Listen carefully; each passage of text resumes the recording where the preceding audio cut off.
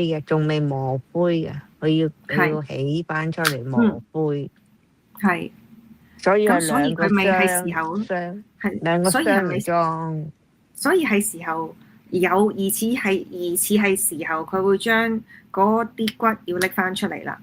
咁最後點做咧？嗱，但係 KD 就都話唔關佢事㗎，佢改嫁咗。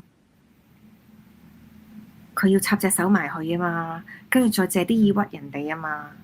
跟住KD 就話啦，方法只有一個，就係低調偷骨灰，唔破壞石碑，再高調通知外界。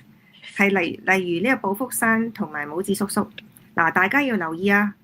骨灰賊咧大費周章咁樣去偷呢個骨灰，但係6個月嚟從來冇接觸過家屬啊，冇接觸過家屬喎。